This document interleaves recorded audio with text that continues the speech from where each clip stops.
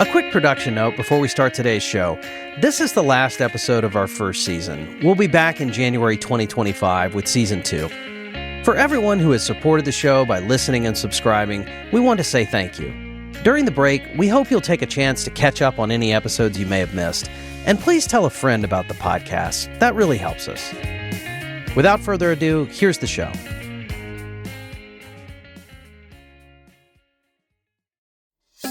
This is College Matters from the Chronicle.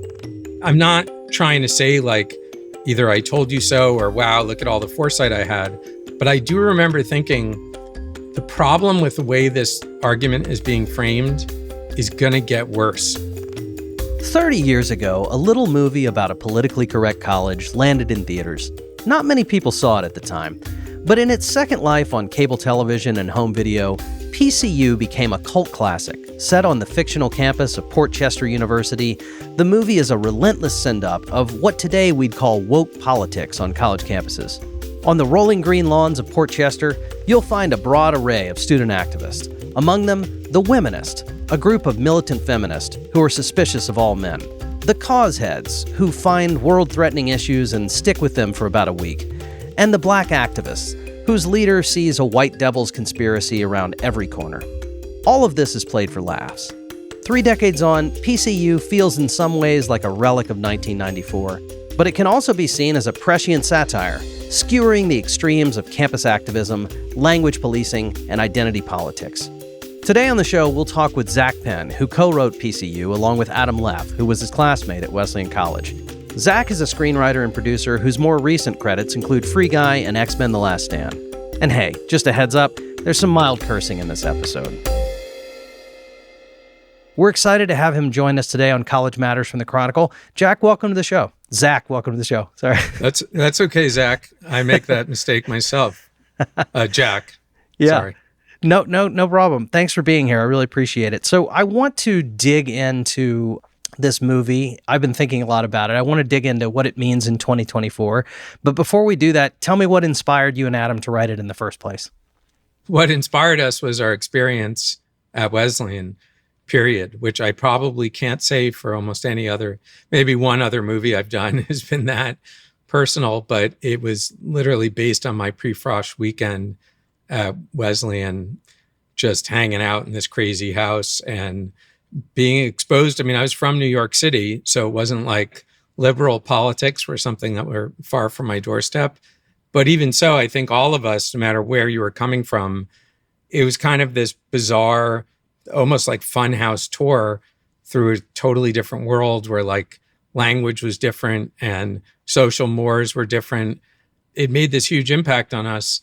And it was hilarious too. I mean, that's the main thing. Like you look for something that you think is funny. And most of my experiences were not terrifying. They were funny. So the plot of PCU isn't really the point. It's mostly known for its social commentary. But for people who haven't seen the movie, I should probably give a brief synopsis of it. The story follows Tom Lawrence. He's a high school senior who visits the fictional Port Chester University for this pre-frosh weekend. And Tom learns the ropes of the campus from Draws. He's a jaded punk played by Jeremy Piven who lives in a defunct frat house known as the Pit. As you might expect from a college comedy, the Pit is under threat, and the only way to prevent the house from being repossessed is for Draws and his friends to raise some quick cash. To do that, they plan to throw a wild party. But in the world of PCU, political correctness is so out of control and the students are so fragile that they even protest the party. Let's hear a little bit of the trailer. It's a whole new ball game on campus these days, and they call it PC. Politically correct. What shall we eat? Red meat! What happened to the ozone layer? It was last week. Now it's meat. Let's do lunch.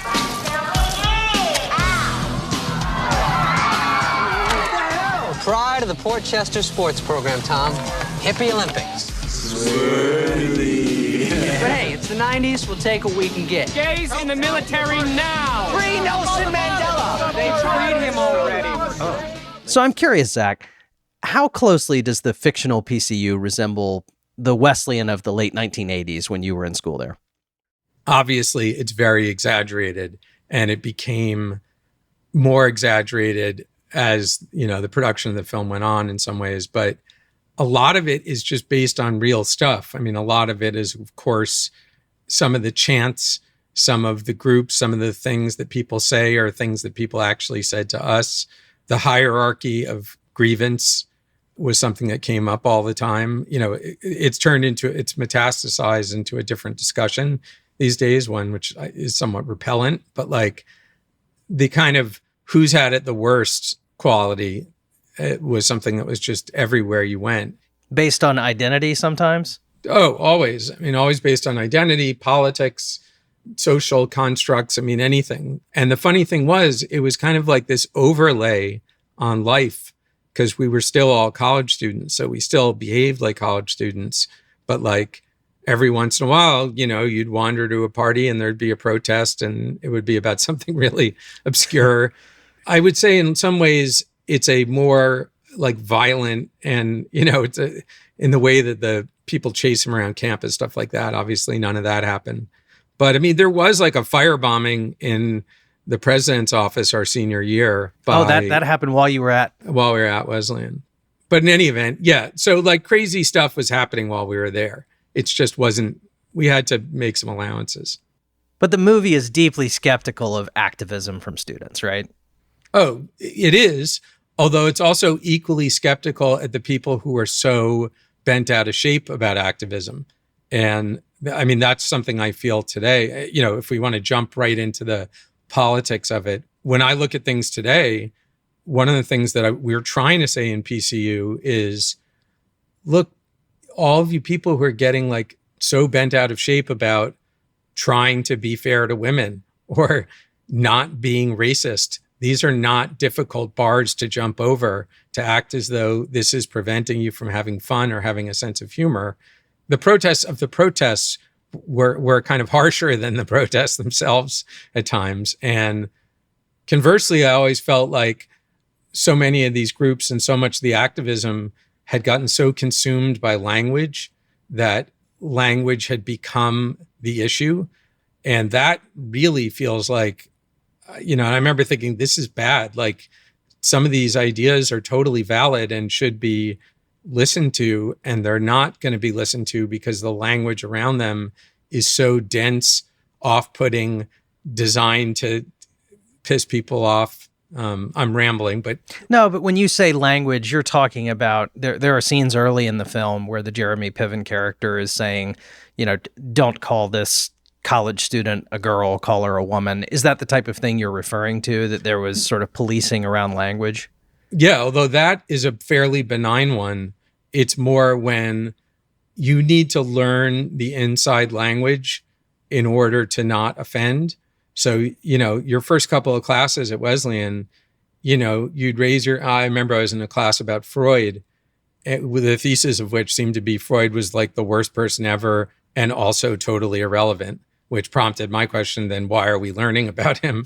And I got a pretty severe answer, which was it was to excise him from culture. But what I would say is, even asking a question like that, I didn't realize, oh yeah, you can't say something supportive of Freud. Like that's going to be interpreted as every bad thing that Freud said or did is something you believe. And that kind of surprised me because I just felt like, well, no, we're studying Freud. We're reading his work. Like I'm not going to sit here and give a disclaimer for each thing that I say. But I started to realize that like, if you didn't use the language that was expected of you, you were going to come off in a way that made it very difficult to communicate with people. And you could be ostracized on the campus, it sounds like. Yeah. And by the way, it was usually like ostracism that anyone ought to be able to take. Like I never felt like, oh no, they're ruining my college career. It's more that one of the things that really inspired PCU was in that class, I had gotten into a discussion with somebody about, and it's a touchy subject, but like the question was whether all men are responsible for rape culture in a personal way, which I thought was a strange argument. I mean, I didn't understand it, to be honest. I didn't understand. So you're saying I'm personally responsible for all rape that men have committed. And by the way, this was an argument with a fellow student, not the professor. So I'm not saying that their argument was a good distillation of what they had learned, but it was their opinion was, yes, you are responsible. And I remember saying to the person, but you're German and I'm Jewish. So what does that mean? Like, are you responsible for killing 6 million of my relatives? Which I would not say today. I'm probably going to regret saying that on this podcast for some reason. But I felt at the time like that's not that controversial an analogy to make. But people were kind of horrified that I brought that up, maybe for other reasons too. And also just like everybody needing to know, well, we don't call people that here, we call them this. There was never any like, hey, like the various groups didn't give you a quick tour like we did. That's kind of what we were trying to do also, by the way, is say, hey, if you're going to college, this is some shit you should know, you know, which I think is valid. And I think, you know, I couldn't get my kids to watch it before they went to college, although they finally did when my daughter went to Wesleyan. One of my sons is there now. Oh, wow. So your experience was not unfavorable to the point you didn't want your own kids going there, it doesn't sound like. No, I loved Wesleyan. I loved it. And in fact, I think the point of PCU, I mean, I don't know if this comes through, and it's been a long time since I watched it, it's very hard to watch. This is because it's not as accessible, not because you just can't stomach it, right? No, it's because it doesn't stream. I loved Wesleyan. My wife went to Wesleyan. We've stayed closely involved with them. Let's talk about student activists and how they're portrayed in the film. There's a memorable scene early in the movie that I did rewatch it this past week. I managed to get my hands on a library copy. Good for you. And you know, I definitely remembered this from 1994, a scene where there's a vegan protest, you know, we shouldn't eat meat on campus, and these rabble-rousers end up disrupting this protest by throwing a bunch of raw meat at the protesters. That's one of the early sort of iconic scenes of the film. And I would say that, you know, no one with a socially conscious position in this movie is portrayed as having much legitimacy. And I wonder if you can tell me what this movie is saying about student activism, at least as you saw it then, and maybe your views have changed. Well, first of all, that's probably the thing that's aged the worst, because when I watch it again, it just seems like they're just being mean, you know, which I think most of the other things in the movie, they're not being mean, they're just frustrated. You know, first of all, it was a different time in Hollywood, and we did want to shock a little bit. You know, you have to remember, like, South Park hadn't really come along yet. And, you know, The Simpsons took aim at some of this stuff, but, you know, it was a primetime sitcom, basically. So I think the meat tossing, which, by the way, I don't know if it was based on something real, but I think that was probably something where we didn't think about it too much. We just thought it would be fun to film. But when you look at it in retrospect, they're probably the only people who are actually protesting about the thing that they care about. That said, by the way, I've never seen vegans say, get all the meat out of our buildings. You know, like I haven't actually, I guess you could argue that that's one where we purposely exaggerated it to make it seem a little crazy, because would vegans really protest to say other people shouldn't be allowed to eat meat in this building? I mean, they might protest about it, but I doubt that they would block off the building. You know, that just seems like not a vegan attitude, but made for some good visuals, so we did it. Yeah, and you kind of alluded to this in terms of what was happening in comedy around that time. I find it interesting that Bill Maher's show, Politically Incorrect, I think premiered, you know, within the same year, maybe as PCU, within about 12 months of it. So this was in the water, but what is your memory of what the conversation was around political correctness in the country at that time? Well, there wasn't a lot of conversation around it. That's kind of why we wanted to write the movie. Like, I mean, I would have my parents lecture me about some politically correct thing, and I'd say, do you think I don't know that? I'm, you know, like, it's something they read in some obscure magazine. And I'd be like, yeah, I would go to college, so I know what the left position is on, you know, Freud, for example, you know, where he stands in the I know what the position on the canon is, for that matter. So I think only in rarefied circles was anyone talking about this. It was really confined to academia. And I'm not trying to say like either I told you so or wow, look at all the foresight I had. But I do remember thinking the problem with the way this argument is being framed is going to get worse. And I just want to clarify the problem we're talking about here. When people complain about political correctness, they're usually talking about policing around what people can say and what they can't say. Are you saying that that sort of thing stifles conversation? Well, it stifles conversation. It also allows people, I would say, if you look at what's happening now, right, where people will be complaining about something or protesting about something that's totally legitimate. So complaint is probably not the right word, saying like, look, you shouldn't be racist, which is not something that you should disagree with. Like that should be canon. You shouldn't be racist. And yet what's happening is the debate is being shifted over into something that allows people to answer in a way that is vaguely racist, but because you've made the entire discussion about race, there's no real way to argue about it without it turning into, so yeah, it stifles conversation. There's no question about that. But it also gets away from, but what about the people who are the victims of racism, right? Like, which seems like that's what you should be talking about, is not, did this person say something vaguely racist in response to a thing that happened that was vaguely racist? How about this person was the victim of something vaguely racist? Let's stop that, Well, you do have a character who I think is portrayed as racist. Yeah. This is the character David Spade plays that you alluded to. He's a preppy guy, wears a jacket and tie. An early version of David Spade as the smarmy sort of character that he came to play a lot. And he's a member of a sort of, I assume this is a riff on Skull and Bones, that's called a group called Balls and Shaft in the movie. Nice turn of phrase there, Zach. Thanks. I was just aiming for the highbrow audience. So. And he's one of the clear villains of the movie. And I actually jotted this down because if he has a moment where he sort of gives a thesis, it is him lamenting what's happened to the college. And he says, this school used to be a bastion of rich white elitism, and now they let homosexuals on the football team, whining minorities run the student government, and you can't even coerce a woman into having sex without being brought up on charges.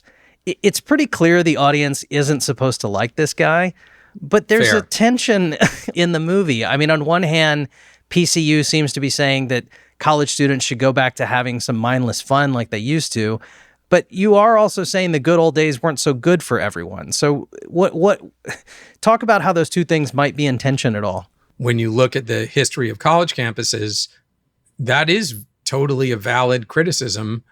That is what it was like. And I grew up around a lot of people like that, and that is the way they were. And I think, but is there a hearkening in the movie still for an era when people didn't take themselves so seriously? Well, yeah, although I think those people took themselves deadly seriously. I mean, the preppies that I grew up around, they didn't think I was funny either, and also they were easily offended too. I mean, that's the thing that people forget, is the opposite side, the right, let's call it, although I find these terms really hard. This is one of the problems. It's become hard to discuss these things without picking out exactly the right term. It sounds like you think language is really important in this conversation, Zach. Yeah, I know. How many times am I going to hit that thesis? You're leaning on your training here. No, but I think that those people, growing up around them, they were offended if you said, if you cursed. They were offended if you said something that seemed unchristian, which as a Jew, I didn't really give a shit about. Oh, so you're saying the yuppies had their own sort of language codes? Well, the preppies, I would say, yeah. The preppies. Yuppies is just like a social fad. But preppies, the WASPs, all those people absolutely had a social code that was just as oppressive towards them and everybody else. So it's a bit disingenuous to act like, oh no, it's so much worse now that I can't call that woman a girl. It's just not that big a deal. Just don't call her a girl if she's not a little girl, I think what we were trying to say was the false nostalgia for a time where it was worse for everybody else is bullshit too. But here's the thing. We were having fun at Wesleyan while all this was happening. It wasn't like it was a grim experience. In fact, the Pit is based on Eclectic, which was a house that had parties constantly when I was at Wesleyan, and they were super fun, and they had like kind of a punk vibe to them. So there was it was a place where you felt like you didn't have to be on your toes as much. And that was true for everyone who went there, right?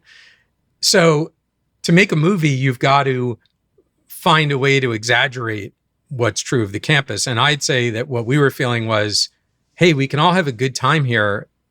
We could still debate and we could still get angry at each other, but we can have a good time too. And in the movie, it feels, we exaggerate things so it feels like people are struggling to have a good time.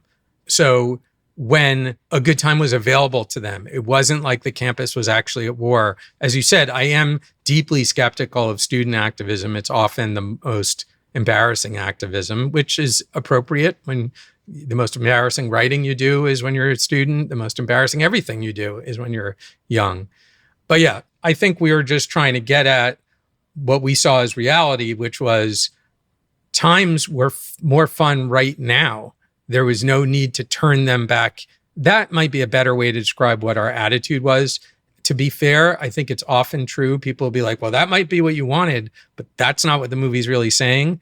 And I don't think that's my place to invalidate that. I mean, I'm the last person whose opinion about PCU that people should be listening to because I wrote it. So I have no objectivity at all.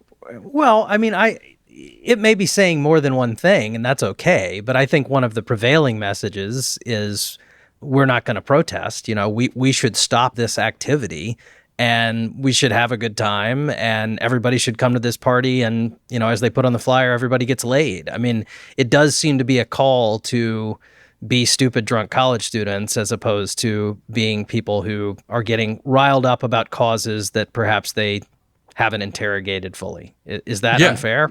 No, that's not unfair. That's not unfair at all. And I think it's an important part of college, freedom that you're given. And I see that with my own kids. I have 3 kids. One's a sophomore, one's a junior, and one is now a graduate student. She graduated from Wesleyan a year and a half ago, but kids still know how to have fun. I mean, like the thing is that endures. When you go back to Wesleyan, it's not eclectic anymore. I think it's fair to say it might be ADP, Alpha Delta, that fills that role, which both my daughter and son were members. My son is a member there. And they throw parties. I've been at one. It's pretty raucous and people are still having a good time. And you know what? They are a lot better about not saying shit that's really offensive. And guess what? No one's having a worse time because of it. Like nobody's sitting there saying, well, if only we could say racial epithets, we would be having more fun at this party. That's just not the way college works. So, I'm heartened. Stick around. We'll be back in a minute.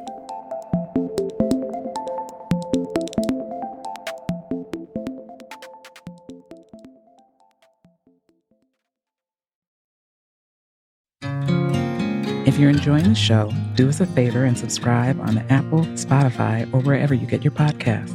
Also, leave a review or invite a friend to listen. You can find our show notes and sign up for our newsletter at chronicle.com/College Matters. Thanks for listening.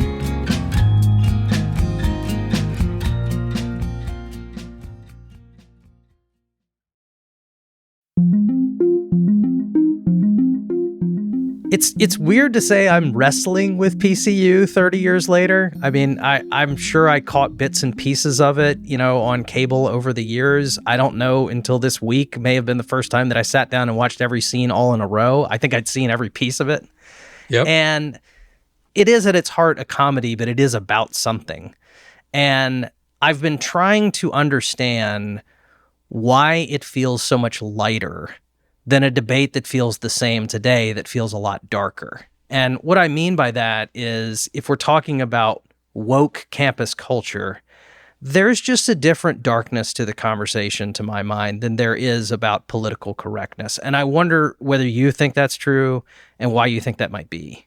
Not only do I think what you're saying is correct, I would argue that's been my thesis when people talk to me about PCU, is that when you see how much uglier and darker the discussion around some of these issues has become, it's disconcerting because as opposed to the dialogue around political correctness, which at the time we were dealing with it was, you could laugh it off because it was like a college professor saying something inflammatory, or someone would have a party with an offensive flyer or whatever it might be, or somebody's appearance on campus was canceled because they were deemed too controversial. Now the dialogue seems like a metastasized version of all that, where just the terms being thrown around, the claims and counterclaims, the conspiratorial thinking, you know what I mean? All this stuff is way darker. You mean both on the left and right? Yes, I do. Can you break those down for me a little bit? Wow. All right. Well, I'll get in trouble, I'm sure, but I'm trying to think of who I want to get in trouble with. My kids, the public, my wife. I don't know. I don't feel like you have to choose, Zach. We can include all of them.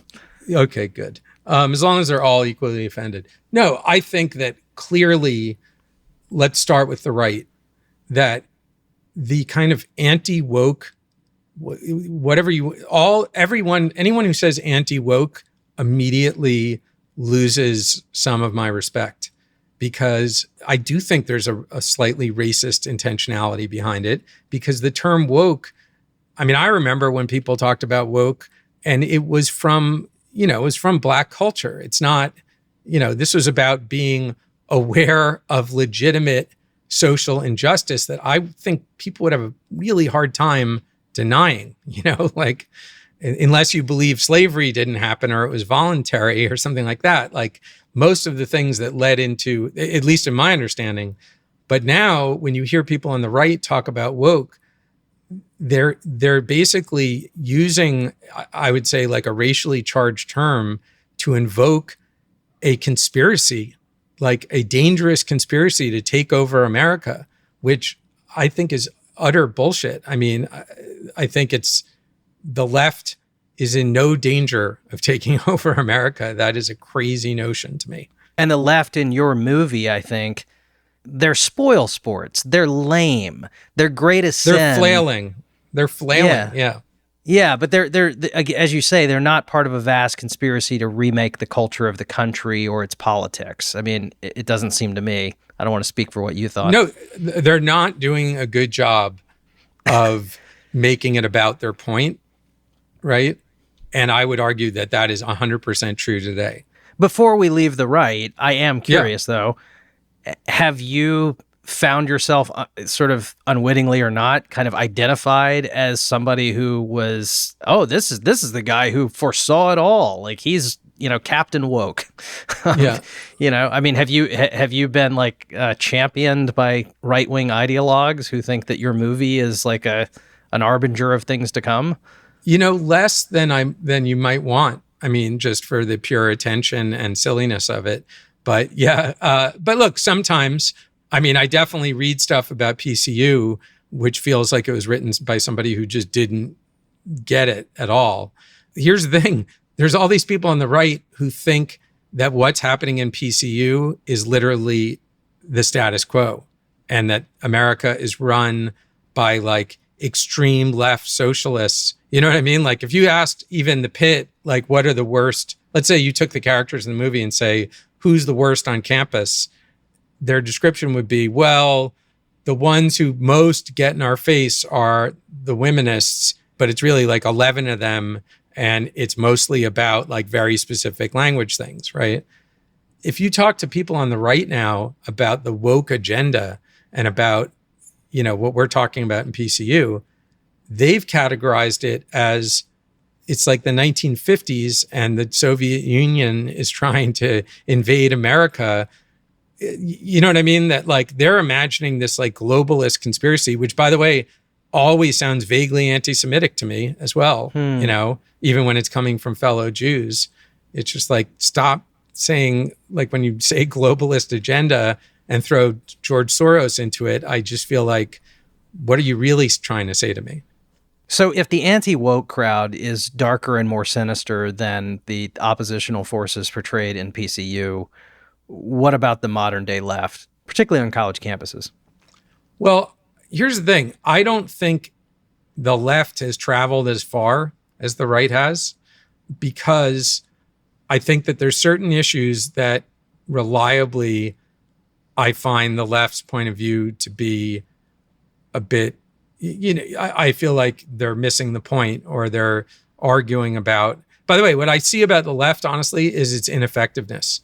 Like often talking to people with harder left opinions, and it's like, yeah, great job, you just got Donald Trump elected. But I would say that certainly when you see college students protesting something and then being interviewed on the news and admitting they don't even know where the countries they're protesting about are, that feels to me like, well, somebody on the left has fed them some talking points, and and maybe it's coming from YouTube or TikTok, but like there's nothing behind this. And yet, man, is this a fervent protest? Well, the allegation often coming from the right is that the person feeding the talking points is a professor on a college campus. And I wanted to ask you about this because in watching PCU recently, I was struck by the fact that I don't think there's a single scene in a classroom.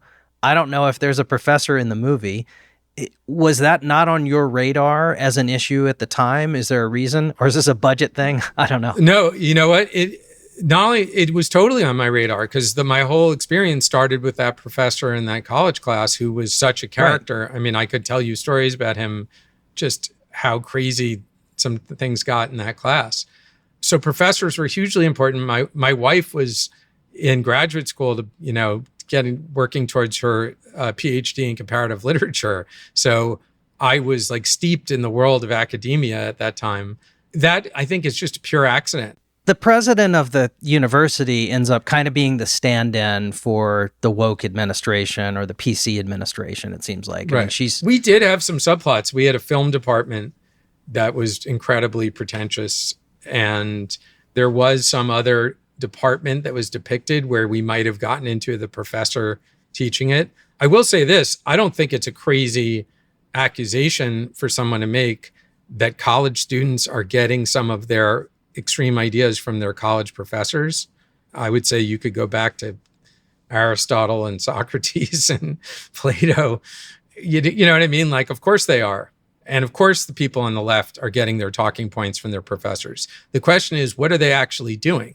They're throwing a over-the-top, semi-violent protest on a college campus that lasts for a few days or maybe for a few weeks. I'm not trying to minimize.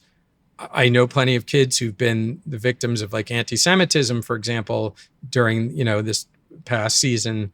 But let's be honest, it's not people storming the Capitol, That's the difference. It's a bunch of college students doing college student things and saying extreme stuff to get attention. There are real protests that go on over really, truly life or death situations that become life or death. If you were making PCU 2, though, would the pro-Palestinian protesters be a ripe target for ridicule? Or do you see them in a different way?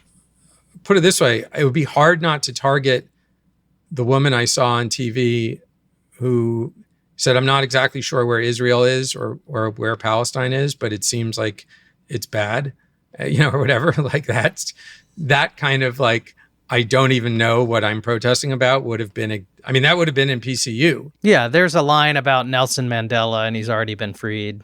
Yeah, absolutely. Right. So if you're asking me, have the recent protests about everything shown a bunch of people who are saying stuff that seems pretty stupid and pretty ill-informed for something that they're screaming about? I would say yes, that would still be the target. So part of why I wanted to have this conversation was because I wanted to wrestle with how this movie might feel different in 2024, in the political moment we're in now. And I have to say, it did affect my viewing experience that it stars Jeremy Piven, who has since been accused by several women of sexual harassment and sexual assault.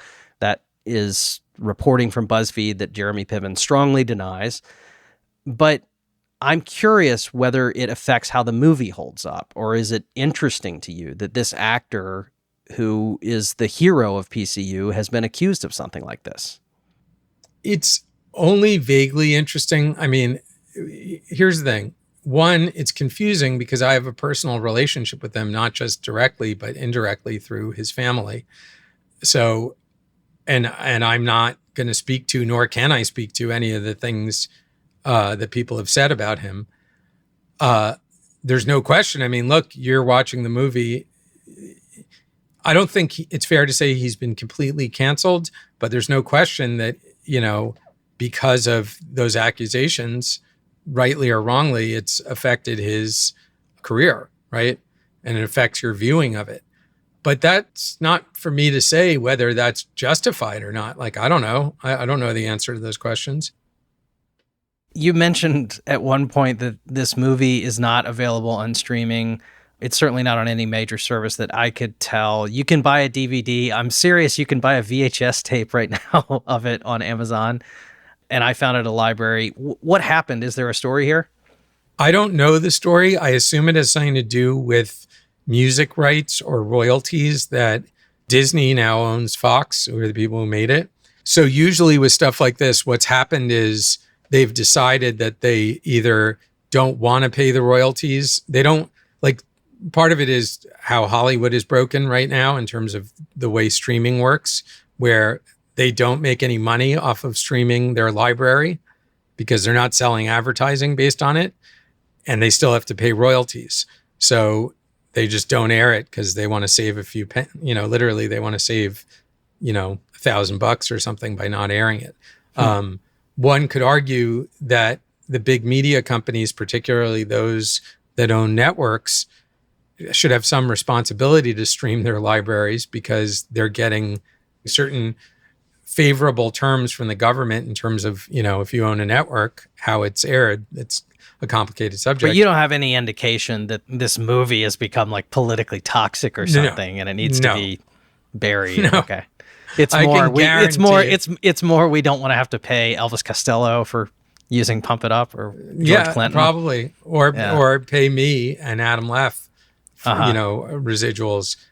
Do you think future generations need to see PCU? Well, yeah, here's the thing. Even if it was talked about by PCU as the stupidest movie you ever saw, I'd say, well, then it should be available because people should be able to see the stupidest movie that you ever saw, right? I mean, there's movies I've worked on that I would not lament, oh my God, I can't believe you can't see that on streaming anywhere. It has this cool action sequence.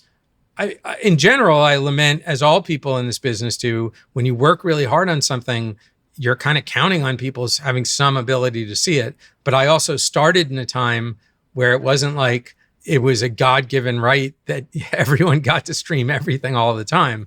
So it doesn't feel like, well, it's owed to me. But on the other hand, if people still want to talk about it, and they clearly want to talk about PCU, that I will attest to. I get comments about it all the time, and it is the 30th anniversary. And people have asked me, like, why aren't you guys doing a special screening? And the answer is, I don't know. But as a writer, it's hard to organize. Hey, everyone, look at this great movie that I just happened to write. Or whatever, this important movie. But look, I think that of many movies I've written, it's particularly frustrating to me that PCU is not available. Particularly frustrating because I think it does have something to say to the debate today.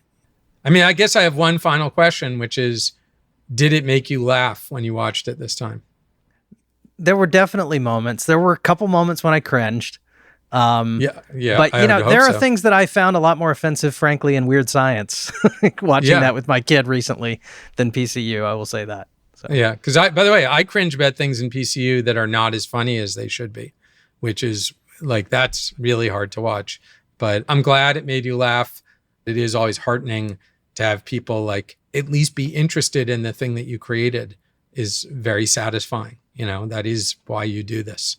When we started knocking ideas around for podcast episodes, PCU was one of the first things that we started talking about. It has an enduring quality, and I'm actually very excited to have some of our younger staff watch it and tell me what they think too. So thanks for doing this, Zach. No problem. And I'm always, as I said, I'm always available to talk about PCU.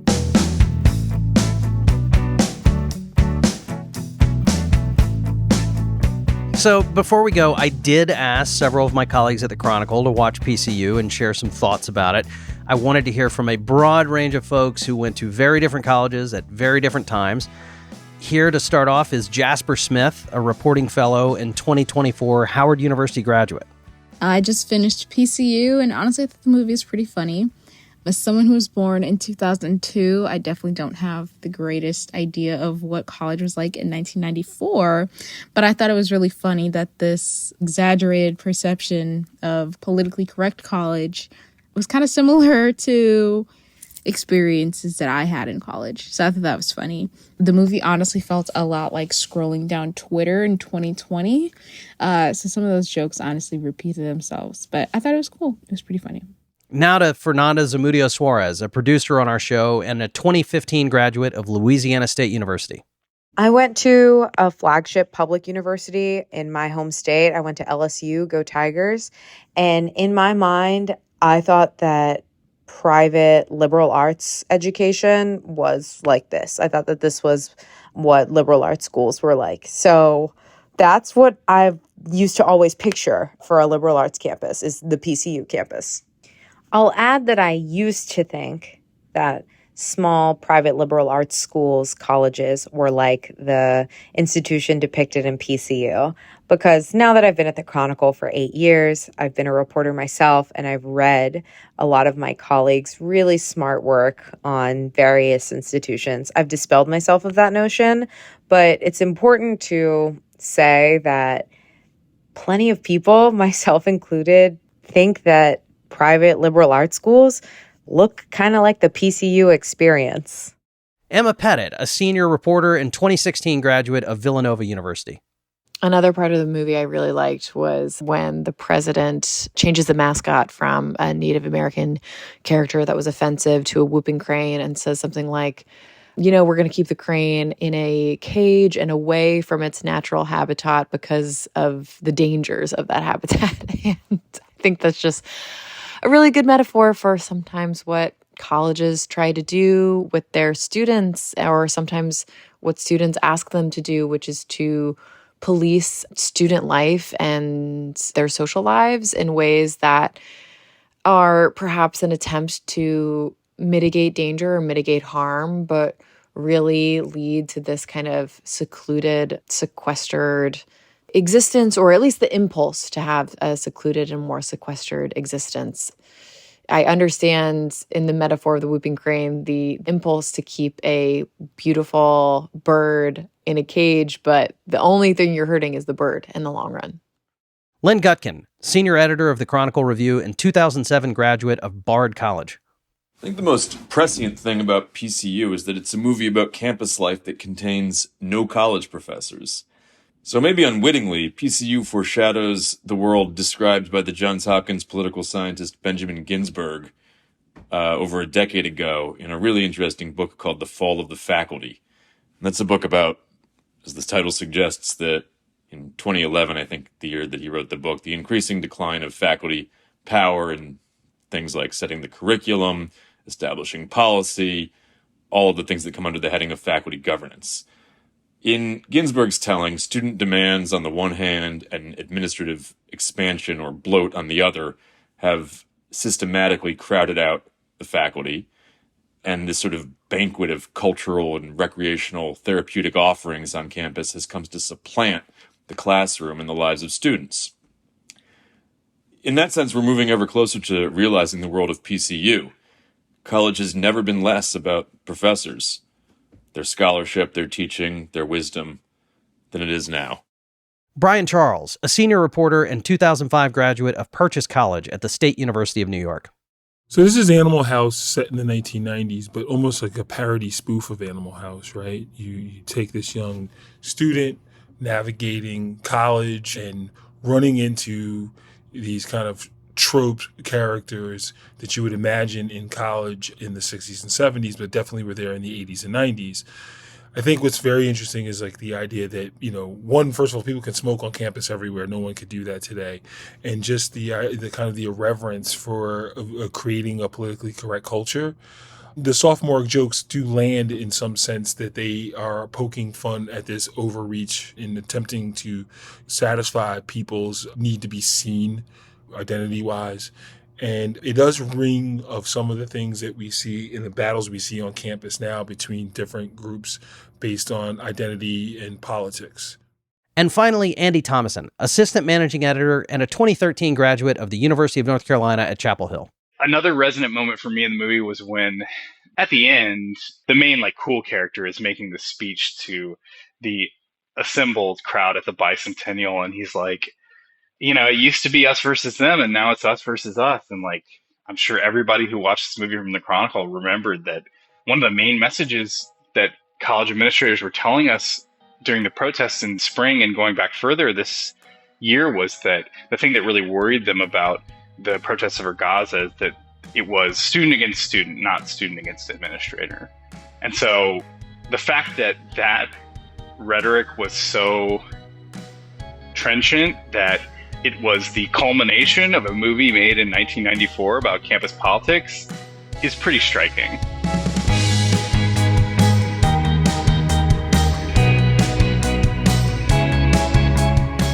College Matters from the Chronicle is a production of the Chronicle of Higher Education, the nation's leading independent newsroom covering colleges.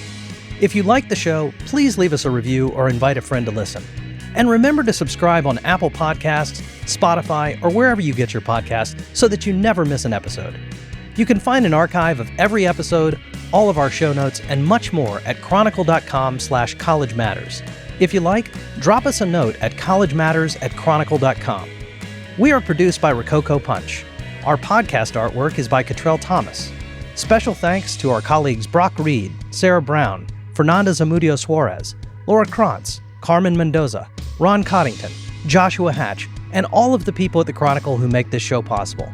I'm Jack Stripling. Thanks for listening.